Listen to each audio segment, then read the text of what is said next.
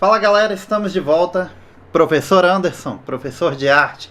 Vamos nessa para a gente ver mais um tema, né, da nossa aula aí, descobrindo, né, sobre a história da arte, beleza? Vamos ver qual que é o nosso tema de hoje. Tema de hoje, então, vanguardas europeias, beleza? Bom, sobre as vanguardas europeias, a gente vai ver, né, uma forma inovadora, né, para a época de como fazer arte, né? A gente vai perceber um grande desprendimento aí, né, de algumas regras, de algumas normas, né, de algumas tradições na forma de se fazer a arte, beleza? Então vamos nessa. E aí nós temos as nossas famosas vanguardas europeias, beleza? Quais são elas então? Nós temos aqui o expressionismo, tá? Que vai falar relacionado às questões da emoção. Fauvismo vai falar sobre a questão das cores, né?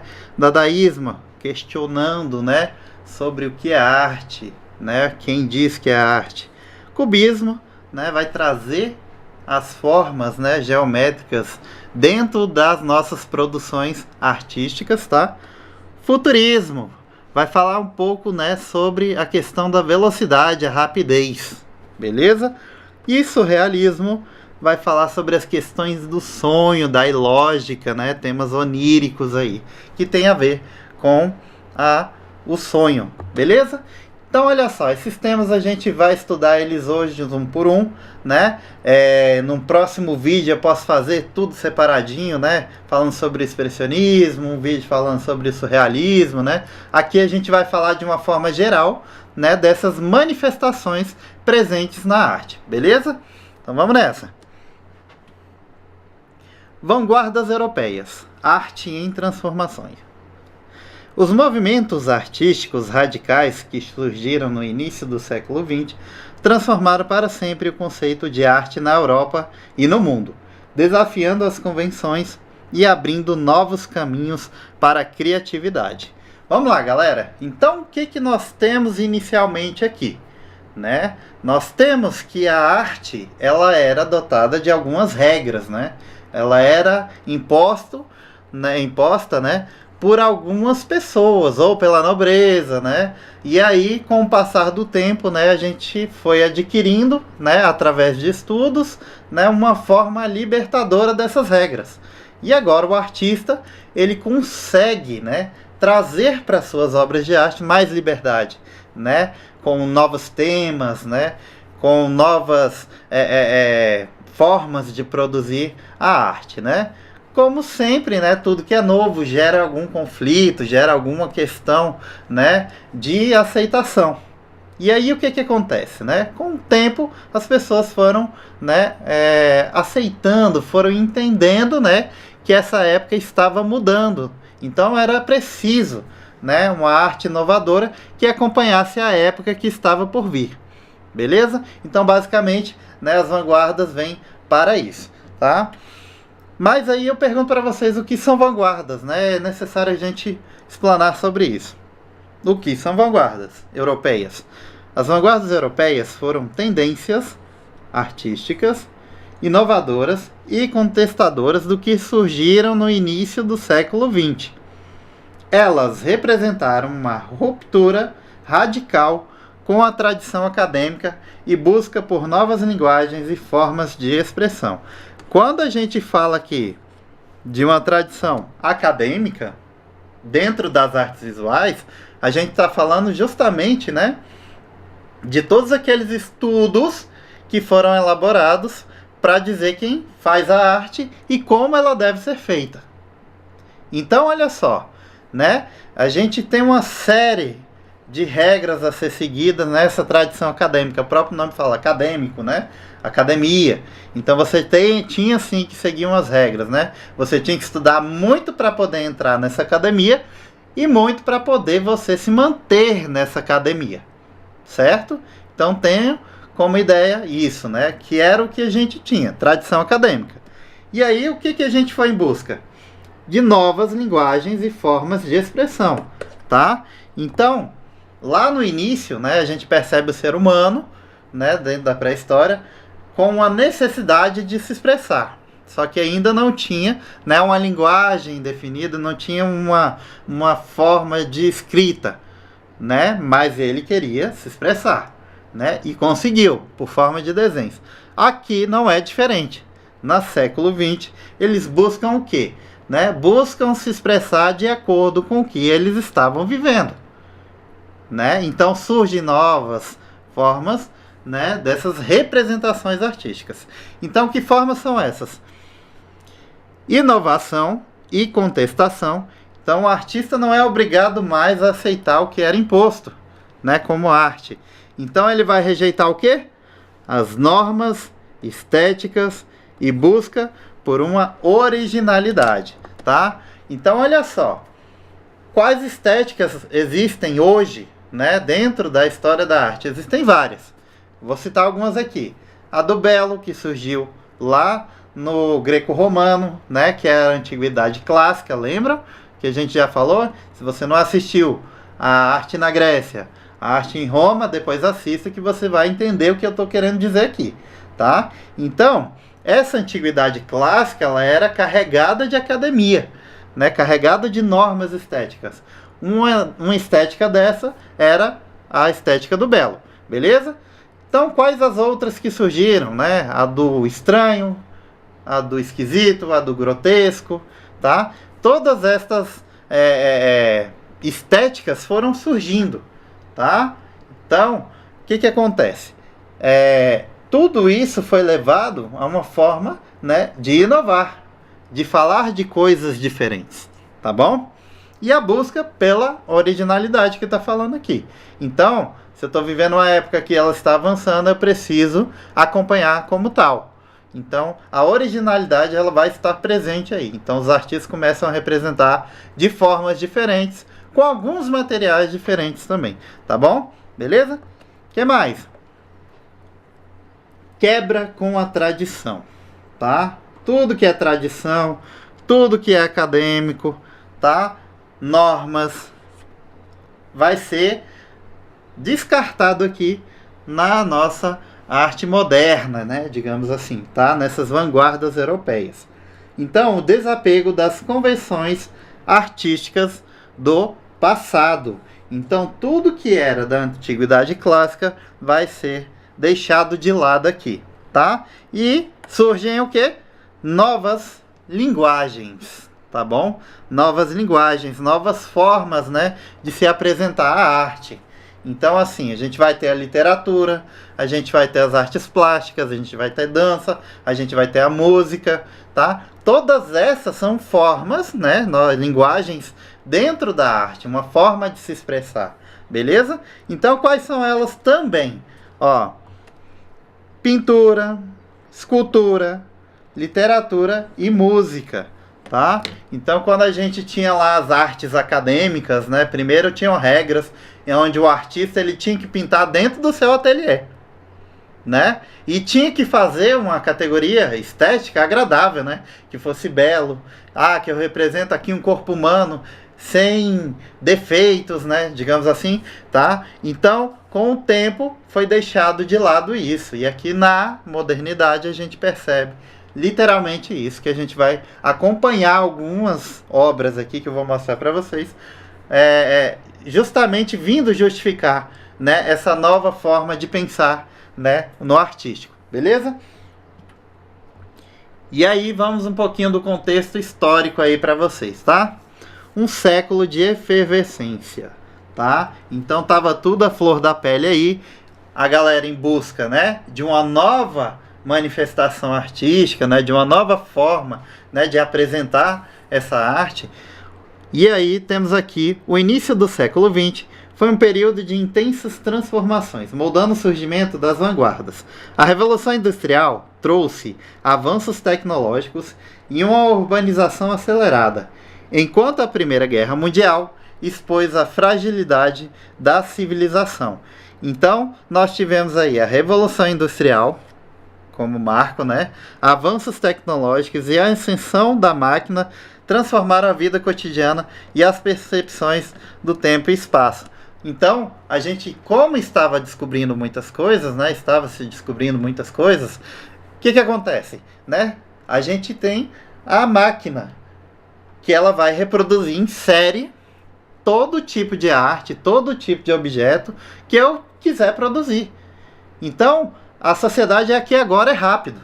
A Revolução Industrial ela trouxe isso, essa repetição, essa reprodução demasiada de figuras, de pessoas, de objetos, tá? Trouxe consigo isso, tá? Primeira Guerra Mundial, outro acontecimento histórico aí. O conflito gerou um sentimento de desilusão e a necessidade de expressar o caos e a desordem do mundo. Então, a gente vai perceber nas produções artísticas, né? Vou indicar para vocês, tá? Por exemplo, o cubismo. A gente pode fazer uma relação estética, né? Com a fragmentação, por exemplo, que é trazida pela guerra. Então, culturalmente falando, a gente pode dizer que famílias destruídas, culturas destruídas, artes destruídas, tá? A gente pode relacionar com o fato dessa Primeira Guerra Mundial, beleza? Transformações sociais. O surgimento de novas ideologias e a ruptura com o passado influenciaram a busca por uma arte que refletisse a velocidade do novo século. Lembra que eu falei um pouquinho ali, né, atrás sobre o futurismo? Ele vai representar essa velocidade, né, tal qual a Revolução Industrial ela propõe, né, para o ser humano nessa época aí. Beleza? Então, vamos nessa. Expressionismo, né? A gente tem o nosso primeiro movimento de vanguarda aí. A alma em evidência, tá? Então, entendam. Expressionismo vem de se expressar, né? Vem de se comunicar, vem de falar, vem de mostrar, né? Ela expressa algo. E a gente vai ver qual é a temática dessa expressão aqui, dentro desse movimento, né, das vanguardas europeias. O expressionismo, surgido na Alemanha, no século XX, buscou expressar sentimentos e emoções mais profundos dos artistas, muitas vezes através de cores e formas distorcidas, tá? Então, beleza, já entendemos, né, que o expressionismo ele trouxe algo pra gente, a expressão de sentimentos. Beleza, até aí fácil de entender. Mas que sentimentos foram esses, né? Sentimentos de angústia, de tristeza, né? Lembrem-se que a gente estava passando pela Primeira Guerra Mundial. Então é importante a gente linkar isso, né, com esse acontecimento histórico. Beleza? A gente vai ver algumas obras aí. Características aí da nossa, do nosso expressionismo, né? Da nossa vanguarda. Características marcantes: ênfase na expressão subjetiva e emocional. Vamos lá. Que palavrinha é essa aqui, professor? Subjetiva, tá? Subjetivo, aquilo que é bom para mim pode não ser para o outro. Isso pode gerar várias, né, interpretações, tá? Então eu parto de algo que gera várias interpretações, que vai depender do quê? Vai depender do meu conhecimento científico, vai depender da minha vivência, vai depender, né, de tudo aquilo, das influências, escola, igreja, família, né? Então, é exatamente isso, a subjetividade. Então, quando eu falo de um tema subjetivo, né, o amor pode ser uma experiência boa para algumas pessoas e pode ser uma experiência ruim para outras pessoas. Então, a subjetividade emocional, né, referente a determinado tema, pode significar isso. Beleza? O que mais que nós temos aí como característica da nossa vanguarda? Deformação e exagero das formas e cores, tá? Vou pedir que vocês deem uma olhadinha, se você não assistiu ainda, dá uma olhadinha nos elementos da linguagem visual e dá uma olhada lá quando eu estiver falando sobre as cores, tá? Porque você vai perceber que psicologicamente, né, as cores têm uma influência na cultura, né? E também tem uma influência psicológica nas pessoas. Então a gente vai ver aqui nas nossas produções, né, artísticas que foram criadas, essa exaltação desse elemento aí que é a cor, tá? Esse elemento visual. E voltando aqui, temas como angústia, isolamento, crítica social, tá? Tudo isso estava presente nessa vanguarda. Então, assim, o tema era ruim, né? Digamos assim, o tema era de angústia, o tema é inquietador. E era justamente esse papel, né, que as vanguardas vêm trazer para o ser humano, essa inquietação. Enquanto tinha uma galera que estava ali no tradicional, a famosa zona de conforto, aqui a gente tem a retirada do ser humano, da sociedade, dessa zona de conforto. Eles querem, né, trazer para o ser humano uma nova proposta de arte, uma nova visão, tá? Então vamos lá. Artistas notáveis. Esse aqui, com certeza você já ouviu falar. Edvard Munch, com a obra O Grito, né? Já viram essa obra aí? Ernest Ludwig Kirchner. Cores vibrantes e formas angulares. Egon Schiele. Retratos intensos e introspectivos. Então a gente tem algumas obras aí e alguns artistas. Trouxe para vocês, né, aqui um artista famoso, né? Para quem nunca viu, para quem nunca ouviu falar, né? Temos o artista aqui, Edvard Munch, e a obra O Grito, tá? Que é essa obra aí onde a gente tem um personagem com a mão, né, na cabeça aqui, né, na cabeça. Beleza? Então vamos lá. Vamos degustar essa imagem então. O que é que nós temos aqui? O Grito, original em norueguês, é uma das obras mais famosas do pintor norueguês Edvard Munch, criada em 1893. Ela é considerada um ícone da arte expressionista, é uma das imagens mais reconhecíveis da história da arte ocidental. Essa obra de arte aqui, ela foi feita por esse artista em várias formas, né, em vários suportes. Então foi no papelão, na madeira, na tela. Então ele deixou várias em gravura, tá? Deixou várias cópias dessa obra de arte aqui, que é essa mesma aqui, O Grito, tá? Vamos analisar então a nossa obra de arte? Aliás, a nossa não é muita pretensão falar que foi meu. Mas enfim, a obra de arte que foi proposta aqui por esse artista. Vamos lá, vamos começar pelas formas, tá? Vamos devagarzinho aqui que não precisa ter pressa. Bom, a gente tem, né, uma forma triangular aqui embaixo e a gente tem uma figura central, beleza?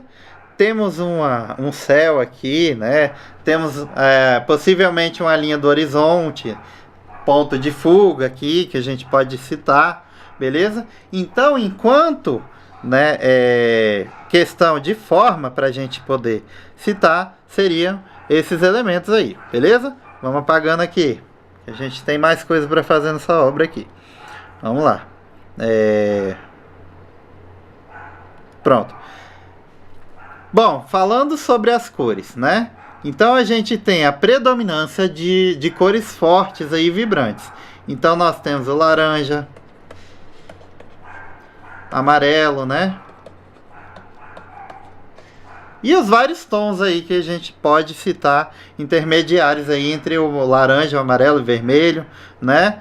Aqui a gente tem uma figura que ela expressa algo, né? Ela não está na zona de conforto aí, ela está demonstrando um sentimento que não é alegre, beleza? Ela está mostrando um sentimento de pavor, né? Beleza? Então vamos apagar aqui agora.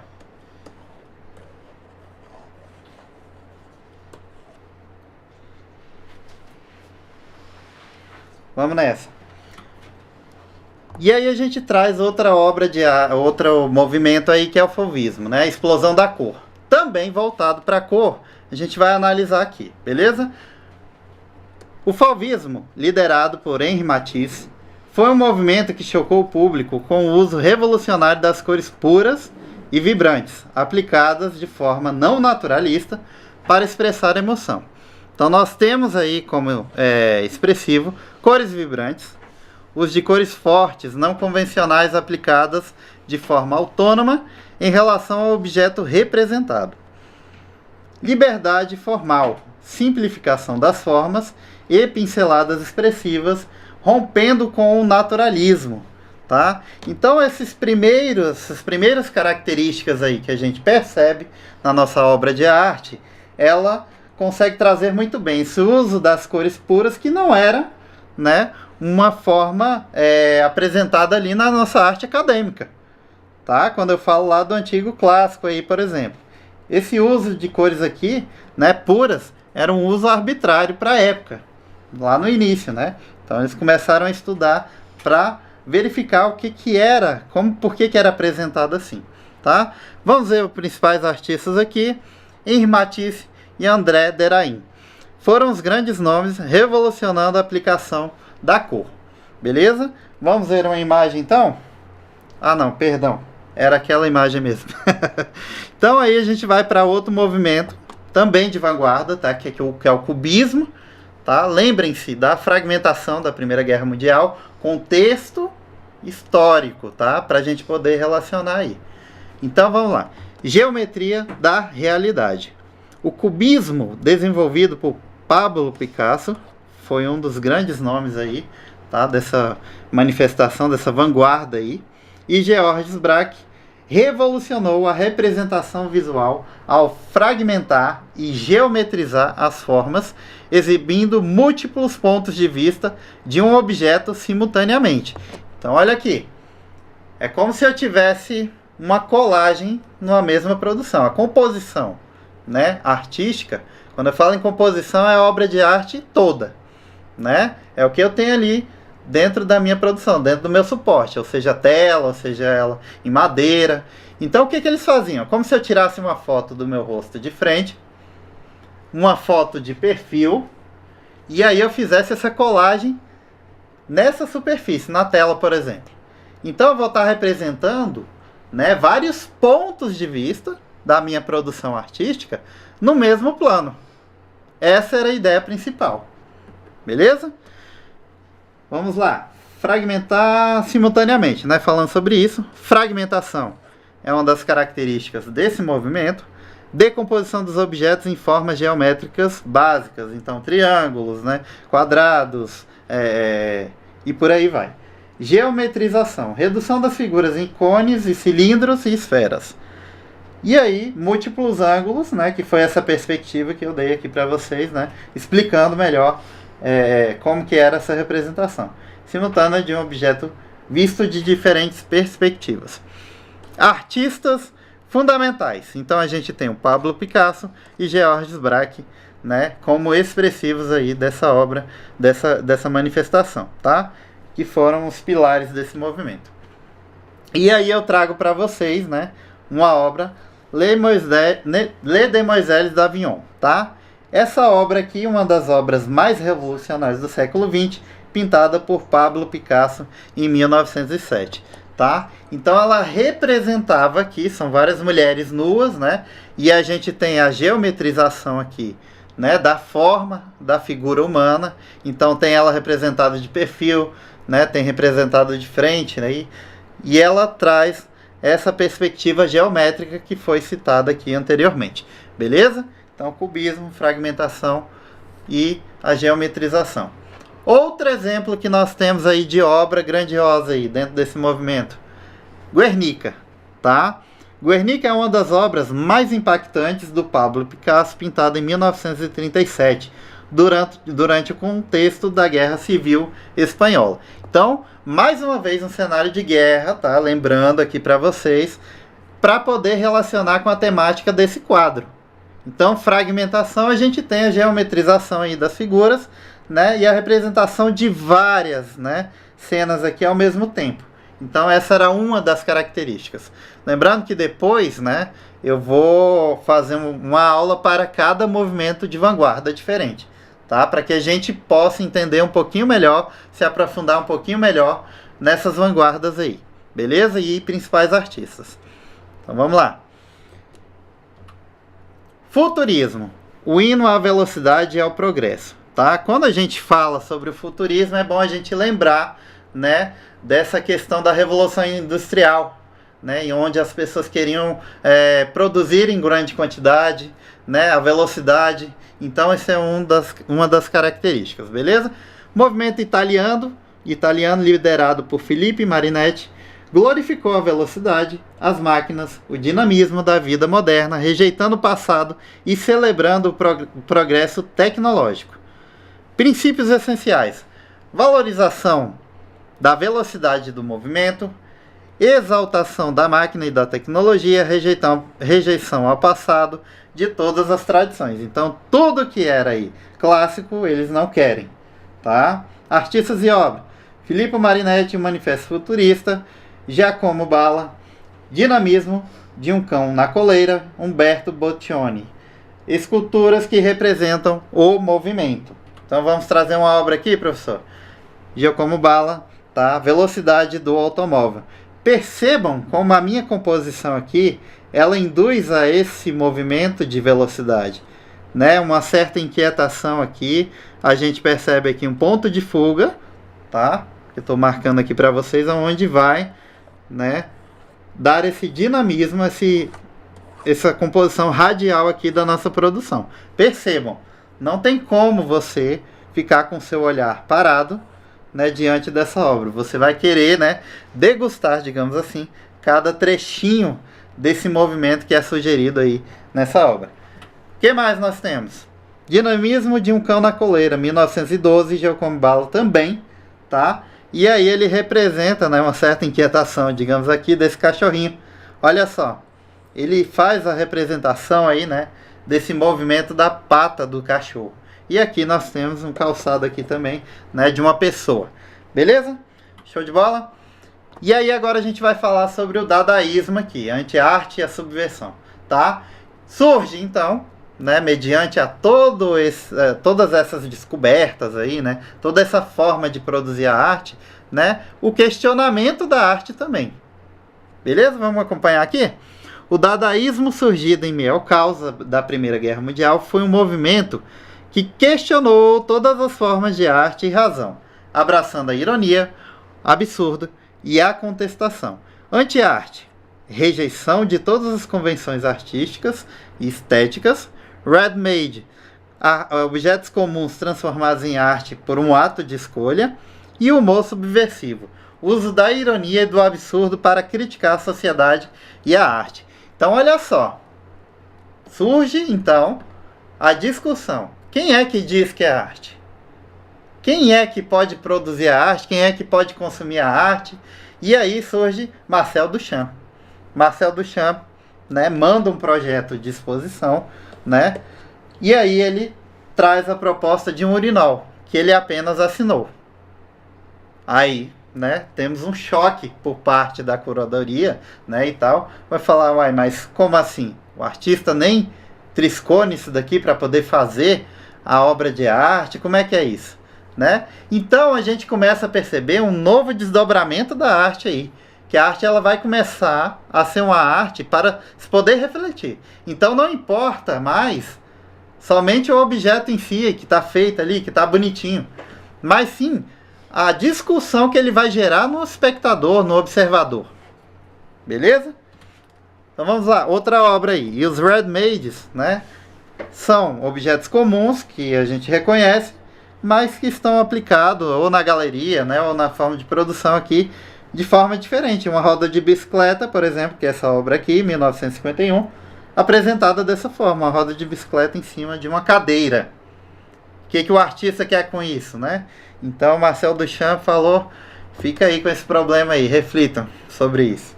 Beleza? Próximo movimento: surrealismo.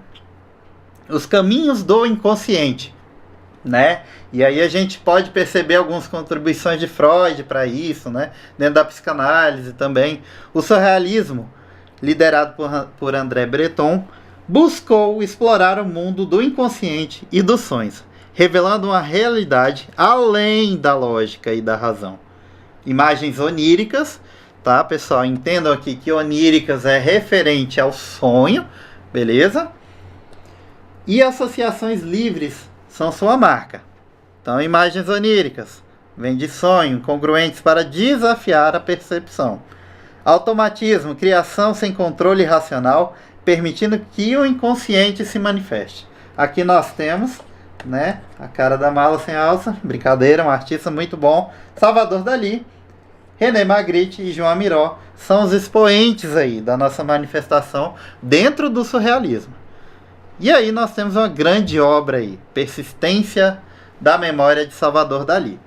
Bom, aparentemente a gente tem um objeto aqui do relógio, né, que a gente reconhece que existe. Porém, olha só como ele está representado aqui, derretido.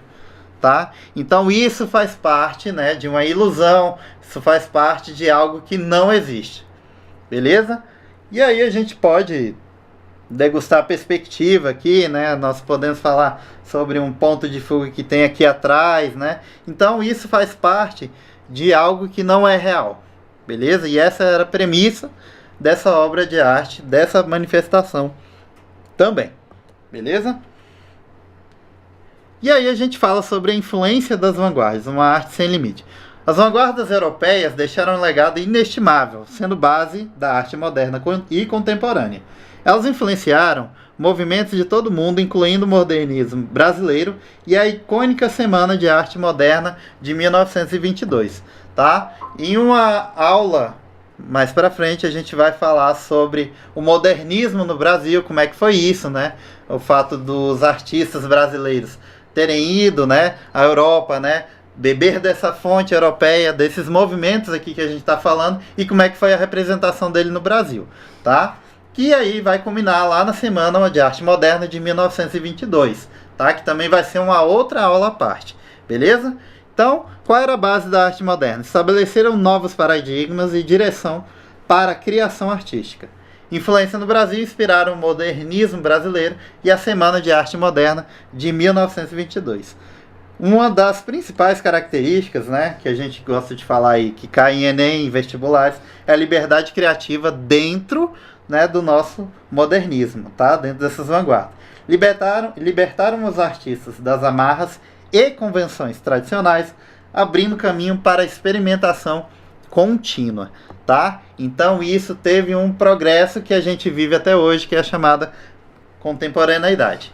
Beleza? Vamos para as nossas questões agora, então, estilo Enem. Vamos lá. O cubismo, iniciado por Picasso e Braque no início do século XX, propunha uma ruptura com a representação realista da arte. Em vez disso, apresentava os objetos sob múltiplos pontos de vista simultaneamente. Lembram da Le Demoiselles d'Avignon? A representação, né, de vários planos ali em uma figura chapada, né, digamos assim, numa pintura? Tá, vamos voltar. Com base no texto e nos conhecimentos sobre as vanguardas europeias, o cubismo rompe com a tradição da arte ocidental ao quê? Privilegiar o uso de cores fortes? Não, tá? Isso faz parte de outro movimento aí. Mas, para ser mais objetivo aqui, tá?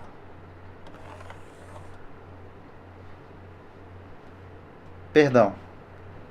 Ixi, deixa eu apagar aqui. Vamos apagar aqui. Vamos de um por um, então. Privilegiar o uso de cores, não. Representar fielmente a natureza e o corpo humano segundo os padrões clássicos, também não. Por quê? Porque esses padrões clássicos diz respeito à nossa antiguidade clássica, Grécia e Roma. Ilusão de profundidade, valorizando a perspectiva linear renascentista? Também não, porque o Renascimento ele vai trazer novamente, tá, as premissas de Grécia e Roma ali, antiguidade clássica. Fragmentar formas e desconstruir a realidade em plano geométrico? Sim, tá? Essa é a opção correta. Enfatizar temas mitológicos e religiosos com rigidez formal? Tudo que tiver ligado a rigidez, tudo que tiver ligado à tradição, vai estar incorreto, tá? Então, só para ilustrar aqui, fragmentar formas e desconstruir a realidade em planos geométricos, tá? Essa é a ideia aí do nosso movimento do cubismo, tá? Então, questão número 1 falando sobre o cubismo, letra D. Beleza? Próxima questãozinha aí. Futurismo exaltava a velocidade, a máquina e o progresso técnico como símbolos do novo século. Nesse contexto, o futurismo valoriza a tradição clássica e os temas religiosos? Não. Buscava imobilidade. Imobilidade, só se te falar imobilidade aqui já não tem a ver, né, com a proposta do futurismo, que é justamente o movimento. Propunha uma arte ligado ao passado. Gente, passado não tem, né? Vez aqui dentro das nossas vanguardas. Rejeitava o movimento.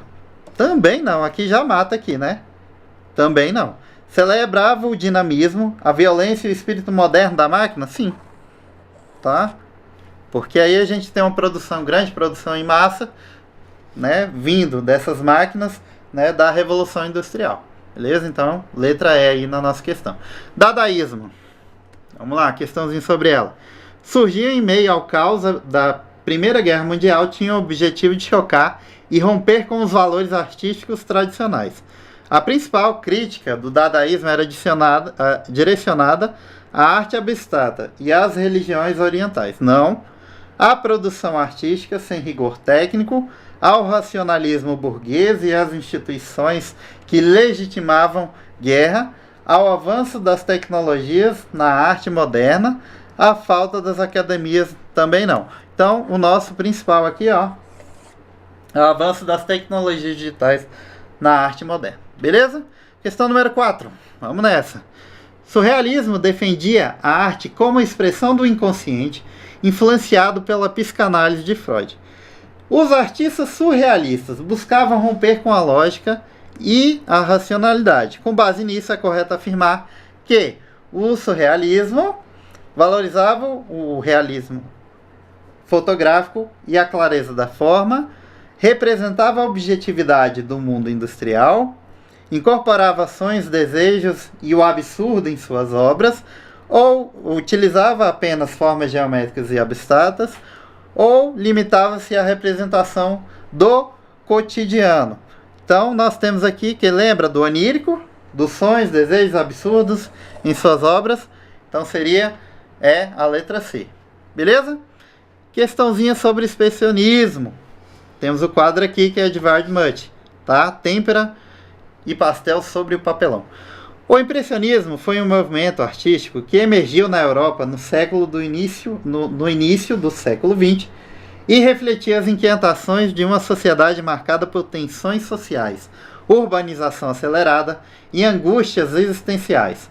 Os artistas expressionistas buscavam expressar emoções subjetivas, que a gente comentou lá no início, frequentemente por meio de distorções da forma e do uso intenso da cor. Olha a psicologia das cores, tá, que eu falei. Com base na imagem e no contexto apresentado da obra acima, expressam uma característica central do expressionismo ao buscar a harmonia estética, não, tá? É justamente o contrário, né? Enfatizar a racionalidade pelo progresso da sociedade industrial, também não. Retratar fielmente o mundo visível por meio de técnicas realistas, também não, gente. Manifestar sentimentos de angústia e desequilíbrio emocional, sim, tá?